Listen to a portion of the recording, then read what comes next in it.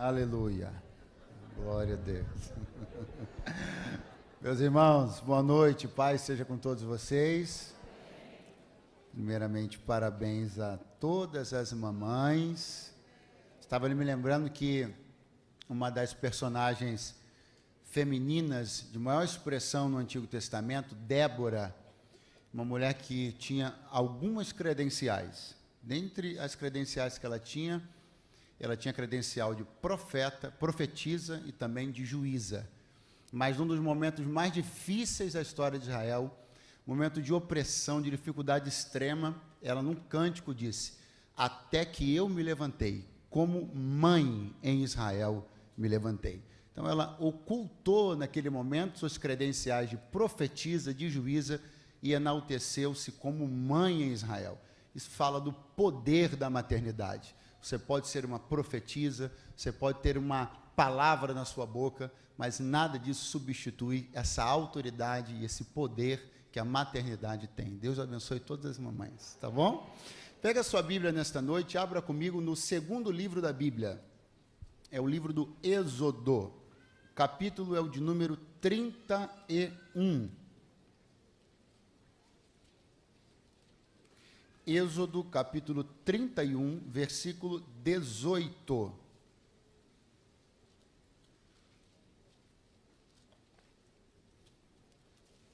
Graças a Deus. Deixe-me aqui agradecer mais uma vez ao pastor Silas, ao pastor Odilton, por mais esta tão honrosa oportunidade de poder pregar aqui na minha igreja e desfrutar desta confiança na minha vida, no meu ministério, na minha casa. Deus seja louvado por isso.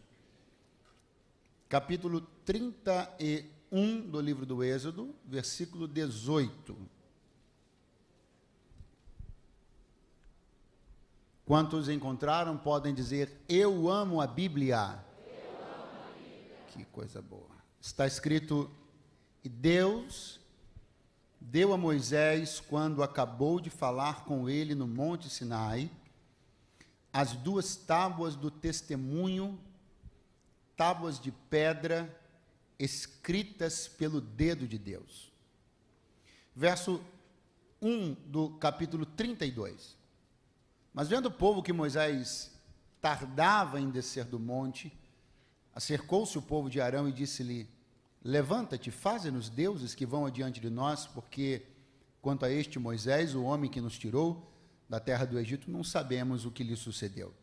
E Arão lhe disse: arrancai os pendentes de ouro que estão nas vossas orelhas, de vossas mulheres e de vossos filhos e de vossas filhas, e trazei-mo. Verso de número 5. E Arão, vendo isto, edificou um altar diante dele e apregoou Arão e disse: amanhã será festa ao Senhor. Quantos podem dizer amém esta noite? Amém. Uma das coisas mais singelas, mas também mais poderosas de se dizer sobre o Deus das Escrituras, sobre o nosso Deus, é que Ele é um Deus de aliança.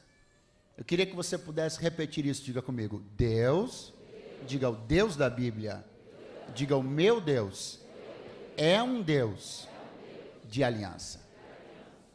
Nosso Deus não é um Deus de flertes, é um Deus de aliança. Não é um Deus de namoricos, é um Deus de aliança. Não é um Deus de relações frívolas, de relações superficiais, de relações efêmeras, de relações passageiras. Nosso Deus é um Deus que propõe aliança. E estas propostas que Deus fez, a proposta de aliançar-se a pessoas, a homens, a um povo, particularmente ao povo de Israel no Antigo Testamento, aliançar-se à igreja através da aliança do Calvário, a todos que receberam a Cristo Jesus como Senhor. Isso fala-nos desta disposição que Deus tem, uma disposição que está acima de qualquer impressão que alguém possa ter de que, por exemplo, Deus pudesse estar sendo tolo, ou que Deus pudesse estar sendo fraco, afinal sendo o homem como é, afinal tendo as tendências que tem, Afinal, o próprio Israel, o próprio povo de Deus, tendo apresentado tantas vezes as tantas tendências que apresentou a viver distante de Deus, a repudiar a aliança, inclusive, como relata este texto, ser capaz de quebrar uma aliança que mal havia sido estabelecida. Ainda assim, Deus triunfa mediante a sua misericórdia, o seu amor, sobre todas essas coisas e decide de maneira inequívoca, decide de maneira inabalável que ele se aliançará a nós. E isso faz de nós privilegiados, porque nós estamos debaixo do poder, do privilégio, do benefício e também da responsabilidade desta aliança. Quantos já têm uma aliança com Deus aqui? Digam amém, digam graças a Deus esta noite. Aqui no livro do Êxodo está a história do estabelecimento da primeira aliança que Deus fez com o seu povo. Deus já havia feito alianças anteriores. Deus fez uma aliança com Abraão, mas com um povo, um tratado, uma aliança que se apresenta, uma aliança que se evidencia através de um tratado, através de um conjunto, onde Deus normatiza o comportamento do seu povo, onde Deus se preocupa com detalhes morais, éticos, comportamentais, sociais, espirituais, onde Deus legisla não contra, mas a favor da manutenção desta aliança, onde Deus cerca-se dos cuidados de entregar ao povo um tratado que, uma vez cumprido de maneira fiel, garantiria que esta aliança pudesse se manter estável, equilibrada e viva. Quando nós lemos, e é belíssimo ler, estamos lendo o livro do Gênesis, eu também estou fazendo esta leitura, está sendo magnífica, e o livro do Êxodo traz esse momento onde a aliança de Deus com o seu povo se estabelece. O Senhor Deus, então, chama Moisés, dá a ele uma ordem de que ele suba a ele, Deus, no Monte Sinai. Moisés subirá ao Monte Sinai e ali permanecerá por 40 dias. Quantos dias? Muito fraco. Quantos dias? Até que no término desses 40 dias, chegamos ao verso 18. E Deus deu a Moisés, e deu a Moisés, quando acabou de falar com ele no Sinai, as 2 tábuas do testamento, tábuas de pedra. Importante, belo, interessante observar a escolha de Deus desta matéria-prima, a pedra. Deus viria a escolher uma outra matéria, igualmente importante, vasta na natureza e livre de interferências humanas, a madeira. Deus escolhe a pedra como lugar onde ele registraria esta sua primeira aliança da lei, registrada na pedra. Pedra e madeira são estas 2 matérias criadas por Deus e livres de influências. Elas não são derivadas de nada, elas são criadas pelo Senhor. E exatamente por estarem livres de influências humanas, livres de interferências humanas, não serem derivadas de nada, Deus escolhe a pedra no Êxodo para registrar na pedra a aliança da lei. E se por um lado Deus escolhe a pedra para nela registrar a aliança da lei, Deus escolhe a madeira para registrar a aliança da graça.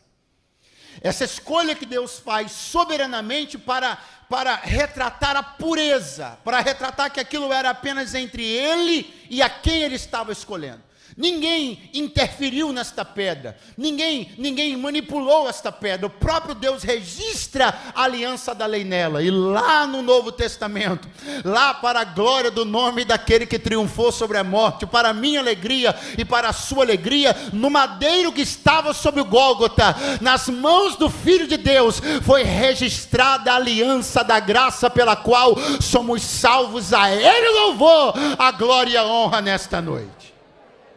Toda aliança que Deus estabelece, todas as vezes que Deus desejou fazer algo muito profundo e muito significativo, Deus sempre usou as suas mãos.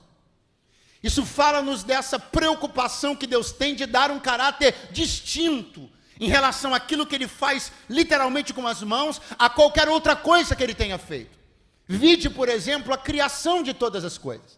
Como se deu a criação das coisas? Você e eu sabemos que a criação de todas as coisas se deu pela palavra do Senhor. Ele vinha dizendo nos seus atos criativos, haja e havia, haja e havia.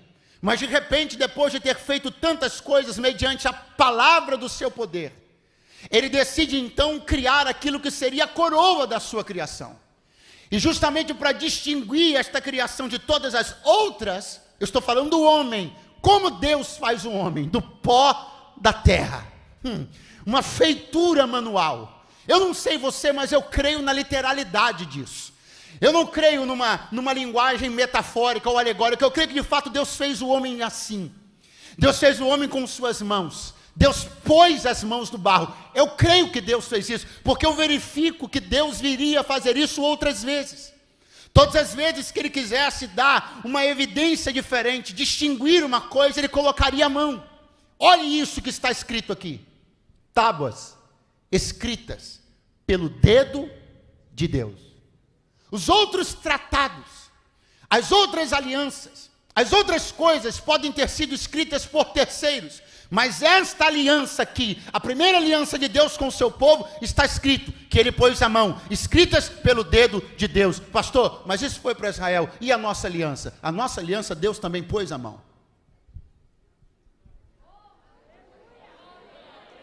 Se Deus pôs o dedo dele na pedra para escrever a aliança da lei, Cristo pôs a mão dele na madeira para escrever a aliança da graça. Eu estou debaixo de uma aliança que nada pode quebrar.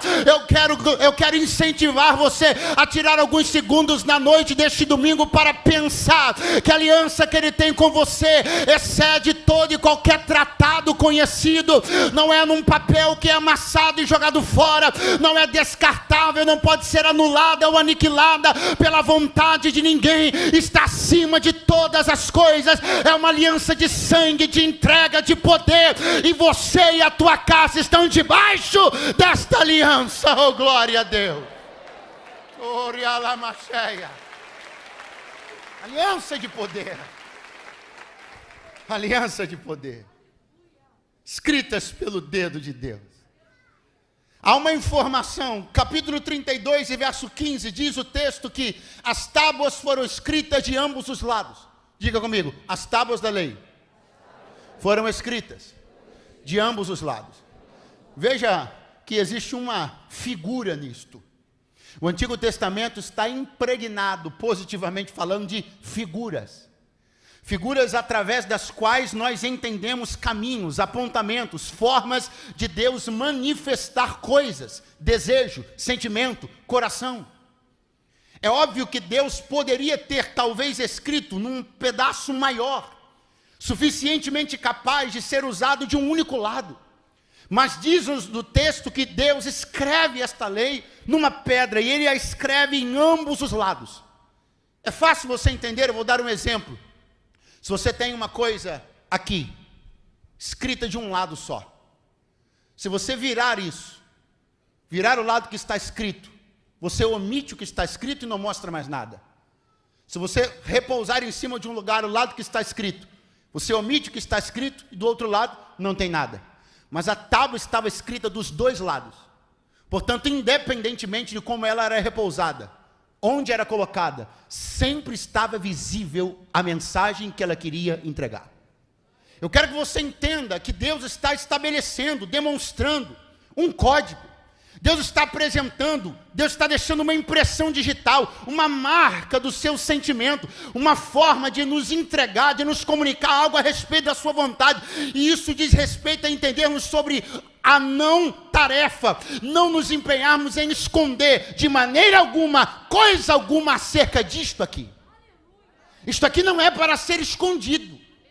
E ser escrito de ambos os lados revela a vontade de Deus de que haja uma ostensividade plena em relação à sua palavra. Não é um discurso omitido, constrangido, é um discurso aberto. Ah, meu irmão, se os homens estão gritando as bravatas mais absurdas, porque eu e você não podemos gritar manifestar a verdade inequívoca e inerrante da palavra de Deus. Não é de um lado e nem de outro, é dos dois lados. Se há alguém escondido a verdade, este alguém perece, mas quando a verdade é exposta de ambos os lados, há vida, saúde e salvação para quem a recebe. O inimigo sabe disso. O inimigo sabe disso. Eu disse que o inimigo, ele sabe tanto que ele tenta criar um tipo de constrangimento em nós. Você sabe, isso é uma artimanha, isso é um ardil tão terrível. De repente nós começamos a manifestar um certo constrangimento. Em quê? Em falar a verdade. Começamos a demonstrar um certo desconforto. Em quê? Em falar a verdade. Quando Deus está dizendo, eu escrevi dos dois lados, porque nada pode ser omitido. Eu não quero que convenientemente alguém vá e vire o lado de uma verdade dura para favorecer alguém. Eu não quero que convenientemente alguém vá e omita uma verdade que pode ser embaraçosa dependendo do cenário e do contexto de A ou de B, para poder não ficar numa situação constrangedora. Não, o nosso papel não é escolher as coisas, não é tapar umas coisas ou mostrar outras, é acreditar que de capa a capa, de Gênesis a Apocalipse, esta é a vontade de Deus para todos os homens. Ou quem pode exaltar a beleza da palavra do nosso Deus. Dos dois lados, escritas de ambos os lados. E o Senhor diz, Moisés, venha permanecer aqui, sobe a mim ao monte. Quantos dias demorará a permanência, pregador? 40 dias. Quantos dias? Quantos dias? 40 dias Moisés permanecerá no monte de Deus, Horebe. É impossível não lembrar, não fazer, não pensar no traçado de um paralelo entre o ministério de Moisés e o ministério de um outro profeta que tem tudo a ver com Moisés, Elias. Elias, um profeta poderoso no Senhor, poderoso nos seus feitos e que tem muitas similaridades com o ministério de Moisés, também um profeta do Senhor. A começar por este lugar em particular. Esse lugar para onde Moisés está subindo agora, Horebe. Esse mesmo lugar, esta mesma cadeia montanhosa foi subida também por Elias. Quando você olha as escrituras e percebe Elias naquele momento enfado, querendo desistir de tudo, ele é sustentado pelo pão, e aí de repente ele se enche de energia e continua uma caminhada que, segundo diz a Bíblia, demorará 40 dias. Quantos dias? Olha o número 40. 40 dias Moisés permanece no Horebe. 40 dias Elias demora para chegar no mesmo lugar, só apresentado com outro nome. É importante que você compreenda que não sou eu. Uma tipologia clássica da Bíblia é que o número 40 é um número de ciclo, é um número de a nossa vida. Se você olhar para trás, você vai perceber que a sua vida foi marcada por muitos ciclos. Ciclos que se abriram e se fecharam. O tempo onde você morou em determinado lugar. Tempo onde você congregou numa determinada igreja. Tempo onde você trabalhou numa determinada empresa. Tempo onde você empreendeu um determinado negócio. São ciclos da nossa vida. Esses ciclos obedecem sempre a uma ordem. Eles começam, se encerram e depois, sem que eu queira, sem que eu peça, sem que eu haja espontaneamente, por isso um novo ciclo sempre inicia. Após fechar um, sempre começará outro. Olha só o que eu estou mostrando a você. Olha como isso tem a ver com aliança. Isso tem a ver com propósito, tem a ver com a nossa caminhada. Tem a ver com para onde estamos indo, no que estamos nos envolvendo, o que está fazendo nosso coração queimar. Elias vai usar 40 dias, ou seja, isso representa o uso de um ciclo inteiro da sua vida, para chegar até um monte, esconder-se numa caverna. E quando ele é, então, chamado por Deus, Deus diz para ele, Elias, o que fazes aqui? Pastor, aonde o senhor quer chegar? Não, já cheguei. Estou dizendo para você que Elias usou um ciclo inteiro da sua vida para fazer uma jornada e chegar a um lugar e Deus perguntar para ele, o que você está fazendo aqui? A coisa mais complicada que existe, o maior desperdício de tempo que nós podemos empregar, é gastar ciclos da nossa vida para chegarmos em lugares em que Deus vai nos perguntar, o que você veio fazer aqui? Todo o ciclo da nossa vida precisa ser gasto na busca de chegar aonde Deus está nos esperando para dizer, seja bem-vindo, era aqui que eu queria que você chegasse. Eu quero dizer para você na noite desse dia, comece a investigar. Se deu o trabalho de colocar isso em oração, o que, pastor? Deus, eu estou usando o ciclo da minha vida para me movimentar numa direção. O Senhor quer que eu esteja lá? O Senhor está lá me esperando? Há um propósito lá para mim, há um concerto entre eu e o Senhor, uma aliança que me espera, um tempo favorável. Eu não quero, eu me nego, e que você se negue também, a gastar ciclos da nossa vida na busca de chegar a lugares para ouvir Deus nos perguntar: o que você está fazendo aqui? Eu profetizo que se hoje você estava caminhando numa direção onde Deus não queria que você estivesse, que você aborte esse ciclo, interrompa isso e comece um ciclo novo, onde você caminhará na direção do monte onde Deus te espera, e uma aliança espera por você lá também. Quanto tempo Moisés demorou para chegar nesse mesmo monte para qual Elias foi? Não sabemos. Mas nós sabemos quanto tempo ele permaneceu lá. 40 dias. 40 dias Elias demorou para chegar e ouvir Deus dizer: o que você está fazendo aqui? 40 dias Moisés demorou lá, ouvindo, absorvendo, cumprindo, vivendo aquele momento. Pastor, e quantos dias ele demorou para chegar? Não sei, eu já disse, mas também não importa. Porque se é para chegar no lugar certo, não importa quanto tempo você demora. Por que você está preocupado em saber quantos dias Moisés demorou para chegar? Você tem que se preocupar em saber que Deus estava esperando ele lá para 40 dias que revolucionariam a história dele, a história de Israel, a minha história e a história da humanidade inteira. Não importa o tempo que vai demorar, cada segundo que você permanecerá dentro da vontade de Deus valerá os esforços que você fez para chegar lá. Alguém me ouve na noite deste domingo aí? É isso que eu estou lhe dizendo.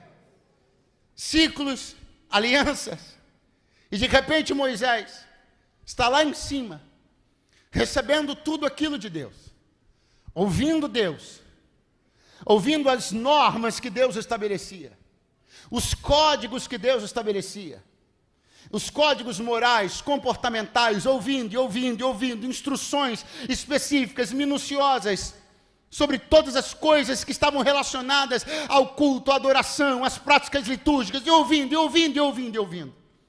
Era como se Deus tivesse instalado no alto do monte um grande laboratório, e Deus estava formulando o remédio.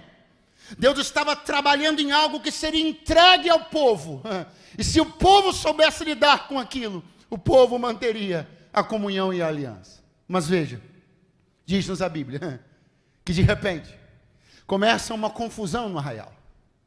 Essa confusão é fruto de uma impaciência e uma instabilidade emocional das pessoas. Elas começam a se perguntar: cadê o Moisés? Tem muito tempo ele não volta. 30 e tantos dias ele não aparece.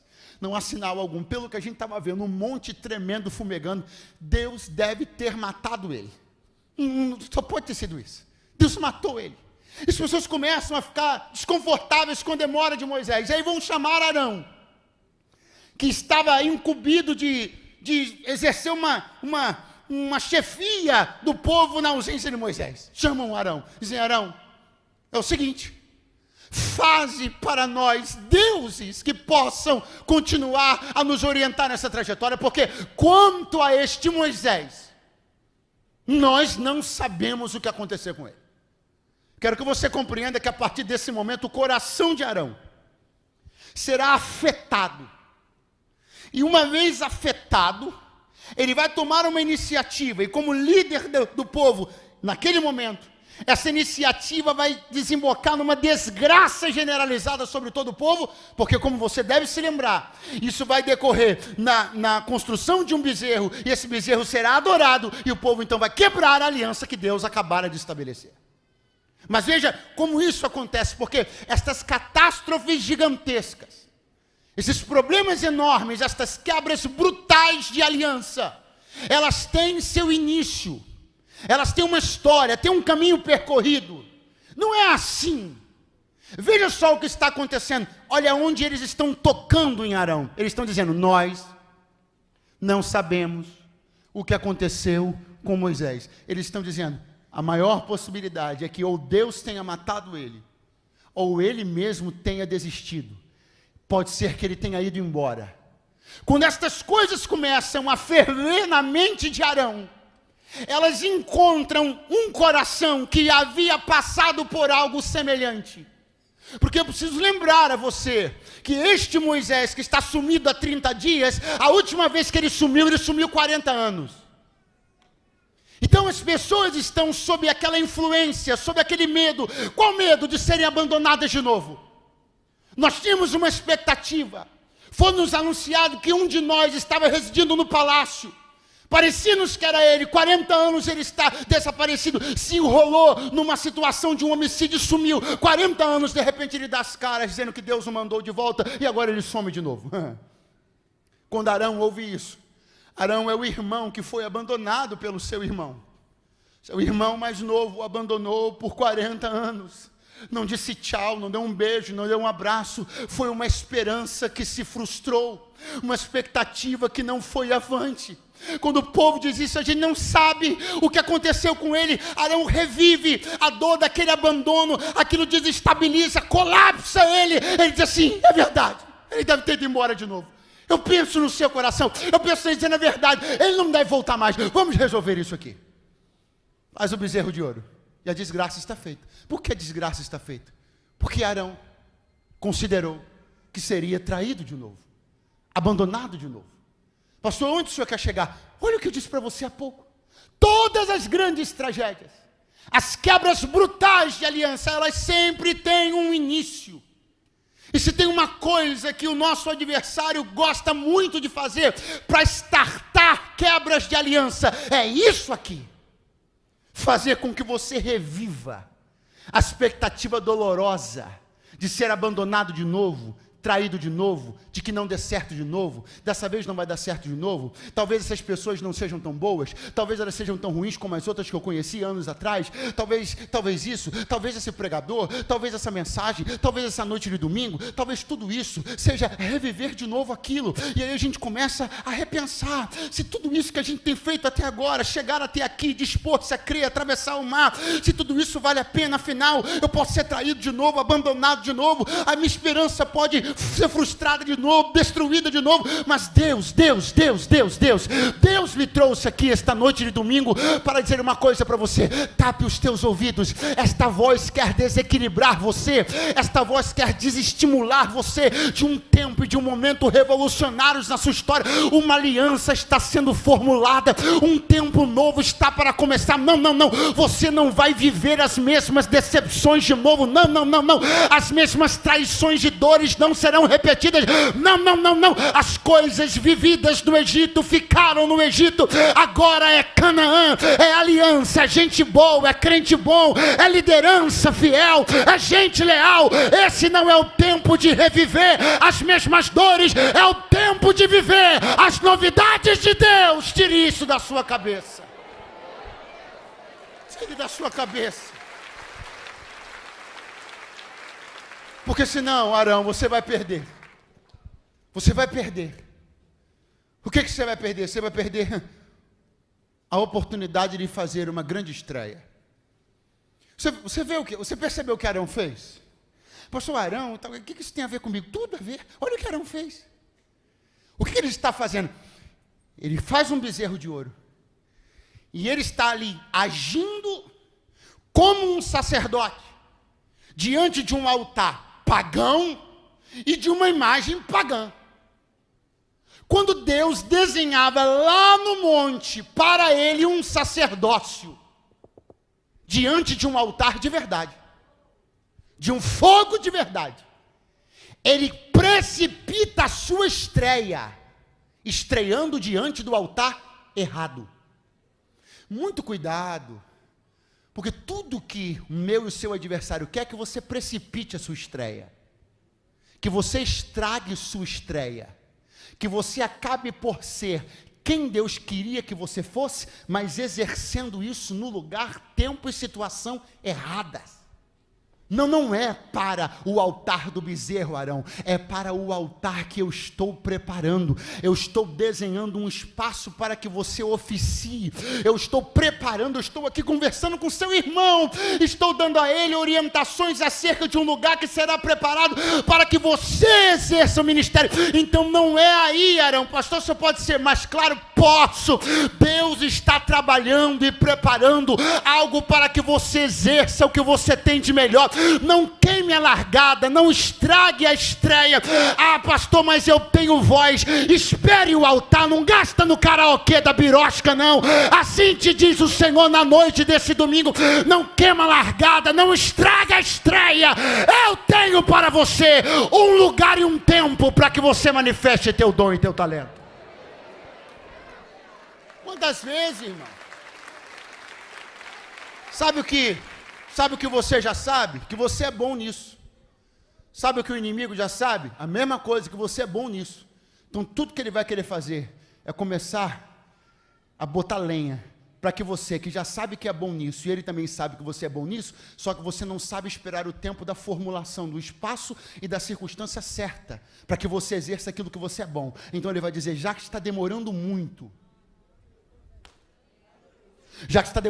para que você tenha um lugar certo e uma circunstância certa para fazer o que você sabe fazer, então faça logo agora, que seja diante do bezerro, que seja diante do altar pagão, que seja diante do que for. Não! O que eu tenho, o que Deus me confiou, não será exercido, exercitado, demonstrado, apresentado diante de qualquer um, nem em qualquer circunstância, porque dele, por ele e para ele são todas as coisas. Aleluia! Eu estou aqui profetizando que o que você já sabe, que sabe fazer, está sendo preparado por Deus numa circunstância legítima, organizada, bonitinha. Então vamos lá, muito popularmente, não meta os pés pelas mãos. Espere o tempo adequado para que você viva as coisas que você espera viver debaixo da autorização e da bênção do Senhor. Não faça só por fazer. Não levante só por levantar. Só para dizer, eu não aguentava mais esperar e fiz. Não faça isso. Muita gente na Bíblia se atrapalhou porque não soube esperar. Pastor, o que Arão está traindo? Traindo sua estreia. O que ele está traindo? Traindo o seu futuro. É do jeitinho que eu falei para você. E é literal. Deus estava lá em cima falando com Moisés. Moisés, faça o altar assim. Moisés, construa desse jeito. Essas são as medidas, essas são as especificações. Senhor, isso tudo está ficando tão bonito. Que projeto bacana que o Senhor está me entregando, que coisa boa, coisa gloriosa. O Senhor já tem alguém para trabalhar nesse lugar? Já tenho. Quem, Senhor? Arão. Enquanto isso, Arão diante de um bezerro. E Deus falando com Moisés sobre Arão. Você sabia que enquanto você está se enrolando com algo, Deus poderia estar falando sobre você com alguém? Enquanto Deus está falando com um homem de Deus sobre você, está você colocando sua cabeça debaixo de qualquer mão, em qualquer circunstância, só para apressar um processo, porque você está afoito. Eu vim de Deus aqui, muito seriamente, dizer uma coisa para alguém: não estraga as coisas em nome de Jesus. Deus pode estar falando sobre você com alguém exatamente agora. Então tira a mão, tira o pé e deixa Deus planejar as coisas do jeito que Ele sabe. Quantos podem dizer um amém na noite desse dia? Ah, pastor, mas em que momento Deus disse para Arão que ele seria um sacerdote? Nenhum. Quando Deus falou com Arão pela primeira vez, você falou assim para Arão: Arão, vai ao encontro do teu irmão no deserto. Eu escolhi ele, você vai ajudar ele. Deus falou com sacerdócio sobre sacerdócio com Arão, sim ou não? No primeiro encontro falou? Não. Em algum outro momento falou? Não. Essa aqui é a grande questão. Quem disse para você que Deus já te contou tudo sobre o seu futuro? Sabe por que Arão está fazendo tudo isso aqui? Porque ele ignora o projeto futuro que Deus tem para ele. Ah, pastor, então isso excusa ele de responsabilidade. Não! Porque o fato de eu não saber exatamente o que Deus quer comigo, aonde Ele quer me levar, ou o que Ele quer fazer de mim, isso não dá para mim um salvo-conduto de esculhambar minha vida. Muito pelo contrário, se Ele ainda não me disse o que pretende fazer comigo, eu vou me manter nas bases da correção e da santidade, porque eu tenho a plataforma para que Ele levante através de mim o que Ele quiser. Pastor, melhore. Claro que eu vou melhorar, com todo gosto. Alguém está se sentindo autorizado para viver uma vida desequilibrada espiritualmente. Por quê? Porque Deus nunca disse nada para mim, nunca disse que tem.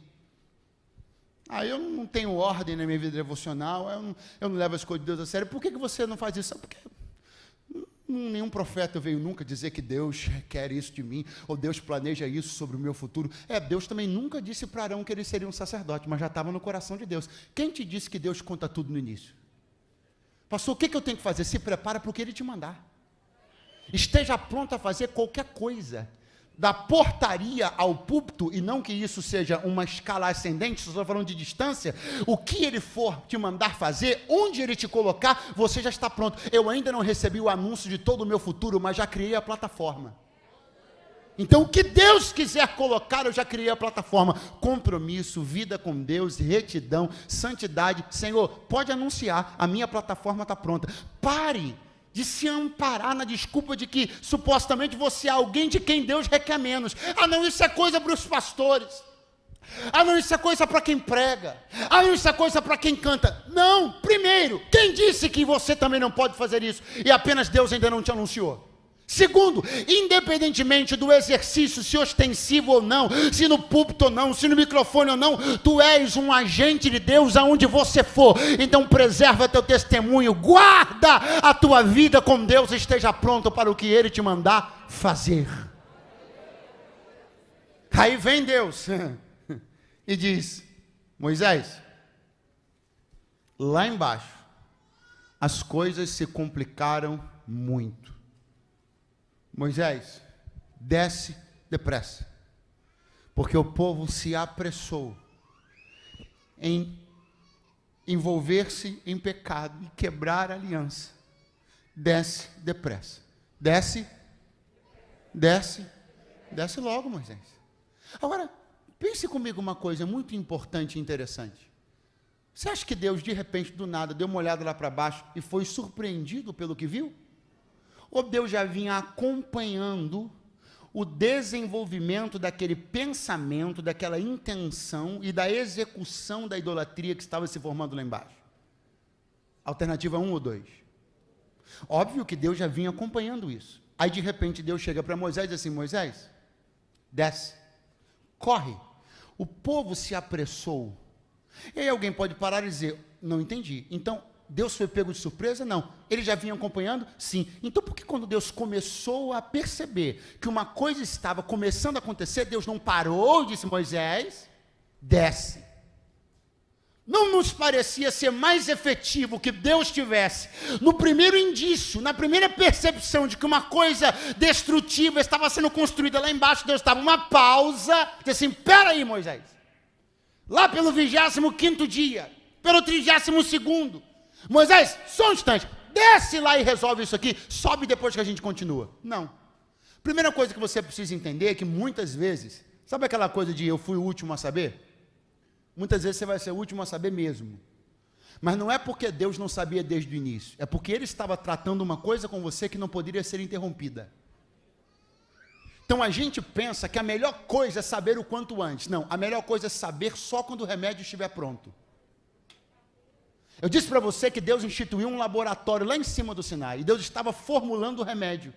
Não faz sentido parar a formulação do remédio para atender o início do adoecimento. Deus está vendo o que está acontecendo, mas Ele está formulando um remédio. Ele entrega na mão de Moisés e diz assim: desce, agora que eu terminei, desce. A gente pensa que quanto mais cedo souber, mais poderá fazer. Não. Você poderá ser mais efetivo em resolver problemas, resolver conflitos, quando você tiver ouvido de Deus tudo que você tem para ouvir.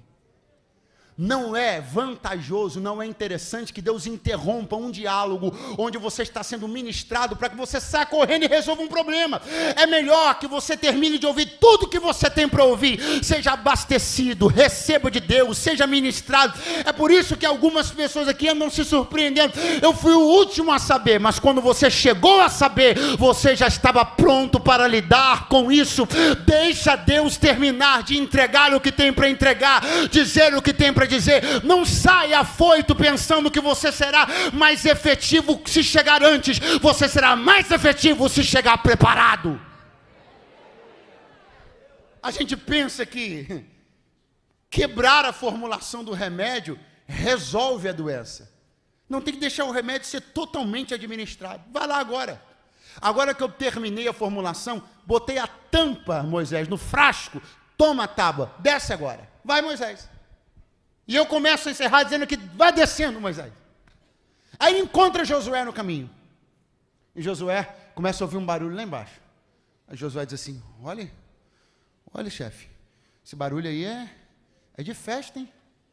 Aí Moisés diz assim, Josué, esse barulho não é do que você está pensando, não. Isso aí não é alarido do que você está pensando, isso é alarido de vencidos. Eu consigo entender que a inexperiência ministerial de Josué tenha o feito confundir o barulho que ele ouviu. Mas para Moisés, não. Porque quem está ouvindo Deus há 40 dias por esses ouvidos e como Moisés, você acha que qualquer barulho vai enganar ele? Eu até consigo entender que alguns Josués confundam certos barulhos. Agora, para Moisés é inadmissível que alguns barulhos o confundam. Porque quem tem esse ouvido treinado em ouvir Deus, nenhum barulho confunde ele. Nós estamos precisando ouvir mais Deus, para que os barulhos não nos confundam. Nós estamos precisando que o nosso ouvido seja mais treinado ouvindo Deus, purificado ouvindo Deus, porque aí não vai ser qualquer gritaria que vai nos convencer. Moisés diz assim, ei, isso daí não é o que você está pensando. Moisés está dizendo que o cenário que está lá embaixo é um cenário de festa, como se alguém tivesse vencido, mas na verdade a gente sabe que quem está lá não venceu, quem está lá perdeu. Eles jubilam e festejam como se tivessem vencido alguma coisa, mas na verdade perderam. E se tem um tipo de júbilo e de barulho que é extremamente tristonho, é daqueles que deveriam estar levantando a voz para chorar, mas estão levantando a voz para celebrar. Perderam. E sabe qual é a pior, a mais doída característica desta derrota de Israel no arraial? É que não entrou ninguém lá. Eles não perderam para a Babilônia, para a Síria, não perderam para os caldeus, não perderam para os amorreus, para os jebuseus, perderam para ninguém. Ninguém entrou lá para derrotá-los, eles perderam para si mesmos. A pior derrota que a gente tem é quando a gente não pode nem dizer que nenhum inimigo entrou, não tinha ninguém, você perdeu para você. A pior derrota de Davi foi quando ele não foi quando ele perdeu num campo de batalha para a espada de alguém, foi quando ele perdeu para si próprio, dentro da sua própria casa, olhando quem não deveria, pela janela que não deveria. As nossas piores derrotas são quando a gente nem tem um inimigo para botar a culpa. Eu quero dizer uma coisa para você, não perca para si mesmo. Quando você estiver sozinho no seu próprio arraial, se controle. Controle sua mente, controle seu coração. Os ataques vão vir de fora para dentro. Não vai ter seta assim, não vai ter seta visível. É tudo no campo da mente. As coisas acontecem assim. Israel perdeu para si mesmo. O povo de Deus não foi derrotado naquele dia para nenhum inimigo externo, mas sim perderam para sua própria precipitação, sua própria tendência idólatra, sua própria imaturidade. Eu conclamo a igreja de Cristo a ouvir esta palavra na noite desse dia. Ei, não percamos para nós mesmos, que teu coração não seja teu pior adversário, que tua mente não seja o campo de batalha onde você mais perde, mas vença no teu quarto, vença diante do teu computador, vença diante da tela do teu celular, vença diante das tantas e múltiplas opções de acessos e de sites e de visualizações. Vença você, vença teu eu, tua vaidade, vença teu coração, vença!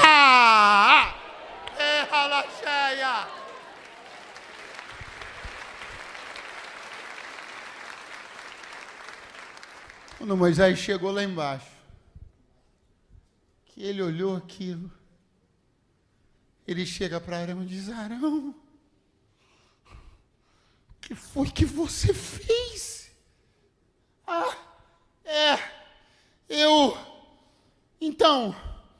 Eu peguei o ouro e joguei no fogo, e saiu isso daí.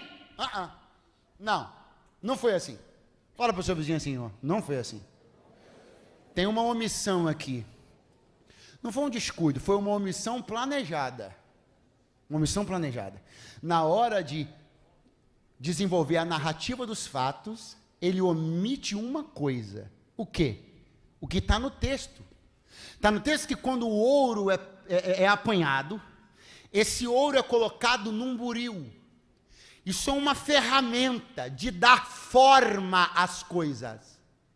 Então, esse instrumento é introduzido no fogo, e daí, então, é feito o bezerro.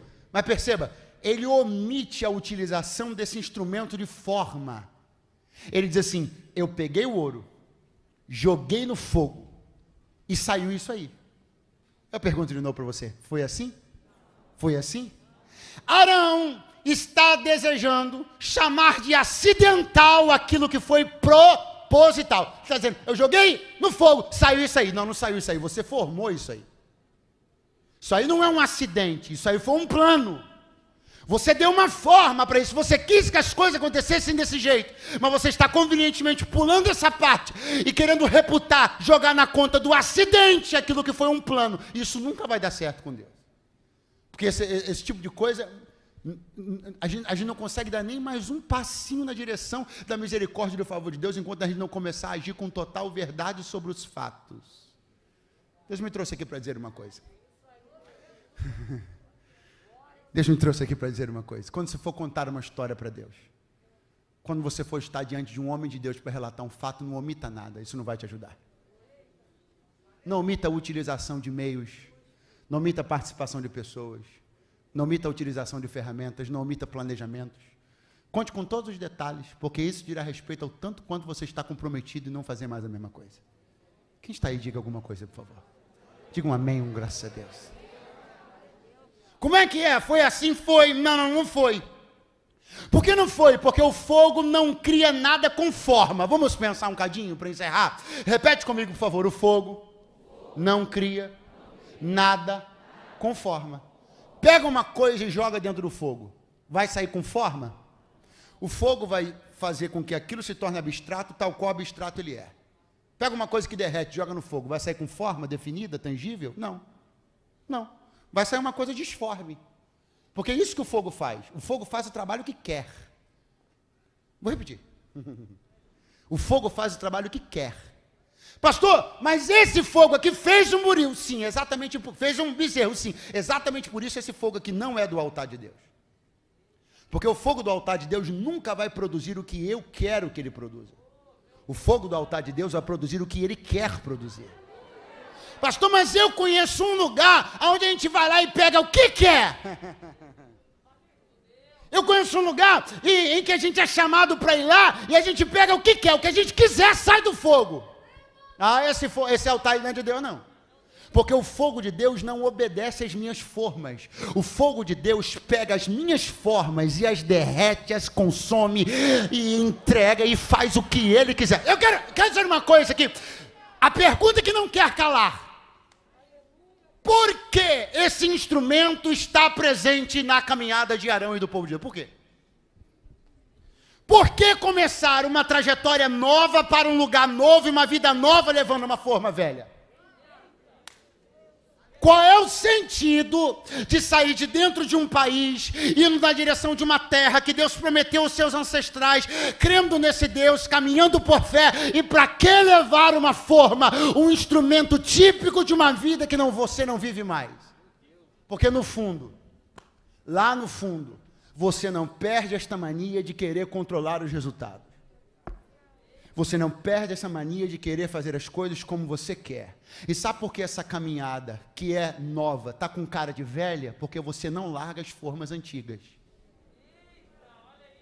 Sabe por que alguém que começou a caminhar no mesmo dia com você está vivendo novidade? Você continua vivendo as mesmas coisas. Por quê? Porque você não deixa o fogo fazer o que o fogo quiser. Você continua sendo controlador e manipulador das coisas. Você quer cuidar dos resultados, manipular os resultados. Deus me trouxe nessa noite de domingo aqui, sob risco da antipatia de alguém, mas eu não posso fazer nada. Deus me trouxe aqui para lhe dizer: jogue as formas fora e deixe o fogo fazer o que o fogo quiser. Não entra num culto como esse, com as formas. Não entra num culto como esse, querendo formatar as coisas ao seu gosto, à sua forma. O evangelho não é formatado a você. É você que se lança no fogo e o fogo faz o que o fogo quiser. Por isso que não muda. É por isso que as novidades de Deus não vêm.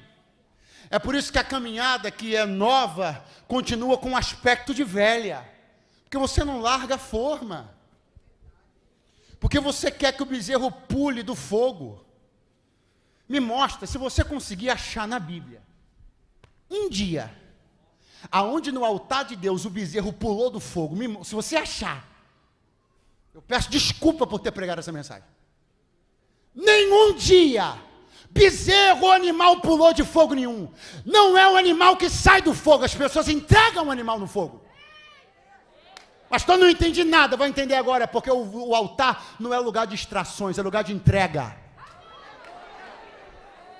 Se você está pensando que o altar de Deus está para servir a tudo que você quer sacar dele, ou retirar dele, o sentido do altar é entrega.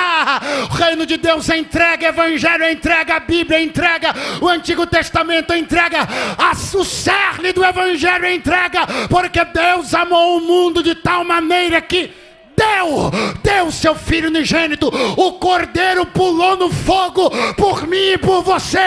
Evangelho é entrega.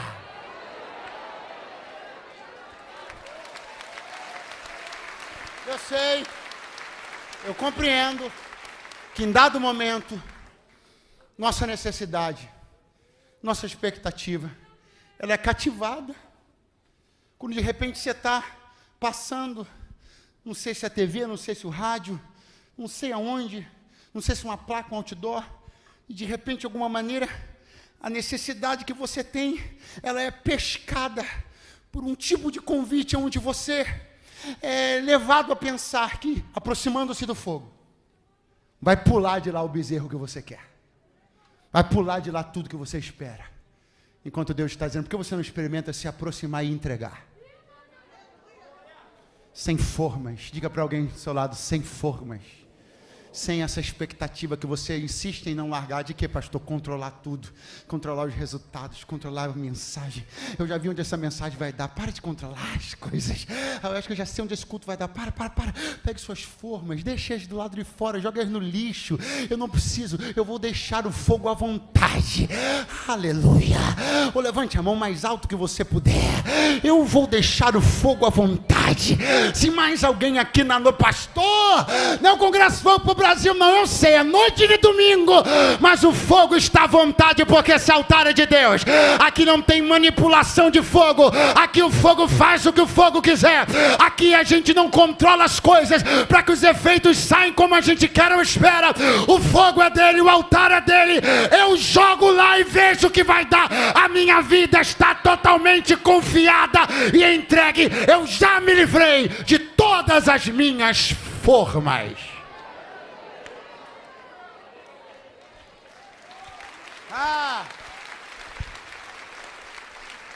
Eu gostaria de, agora nesse segundo semestre, que está quase começando, viver algumas novidades que eu espero viver há muito tempo na minha caminhada com Deus e ainda não vivi.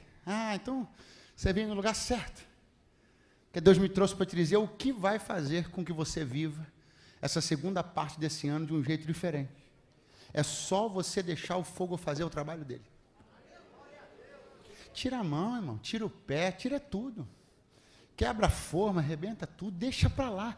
Deixa Deus trabalhar do jeito que Ele quiser. Mas se doer, mas vai melhorar logo depois.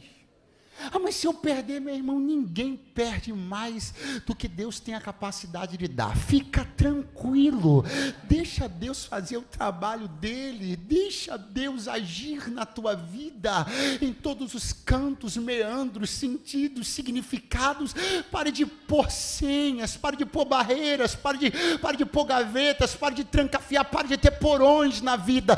Dê acesso total e irrestrito, deixa o fogo de Deus fazer o trabalho que Ele quiser fazer, e eu lhe garanto, esta sua nova trajetória será marcada por novidades, bênçãos extraordinárias, vitórias nunca vividas, restauração plena, saúde completa, avivamento, graça, unção e renovo, porque o fogo vai ter liberdade de fazer o que o fogo quiser. Isso é aliança. aliança do bezerro, eu saco o que me é conveniente. Aliança do bezerro, eu formato os resultados ao meu gosto. Aliança de Deus, o fogo tem liberdade para fazer o que ele quiser. E eu não me apresento diante do altar com a primeira intenção de sacar nada. Eu me apresento diante do altar na primeira intenção de entregar alguma coisa. A começar por mim. A começar por meu futuro. A começar por minha história. A começar por minha vida. A começar por quem eu sou, quebrado, arruinado, falido, destruído. Eu vou colocar isso no altar de Deus. Eu vou me entregar no altar de Deus. Eu vou me apresentar e eu vou parar de querer manipular os resultados e vou confiar inteiramente no Senhor, deixando que Ele faça todas as coisas e crendo que tudo que Ele fará certamente é o melhor para mim. Quantos concordam e entendem isso? Estando de pé, digam glória a Deus e aleluia. Estando de pé, digam graças a Deus e louvado seja o nome do Senhor.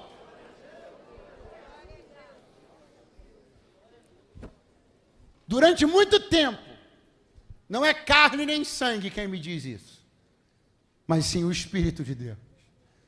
Durante muito tempo você tem tentado fazer as coisas do seu jeito. Durante muito tempo você tem tentado dar formas e formas às coisas. E até mesmo você passou uma temporada na igreja e saiu frustrado. E a pergunta é, saiu frustrado porque o evangelho não é eficaz? Não! Saiu frustrado porque você não permitiu Deus trabalhar com liberdade, não permitiu o fogo fazer o que queria.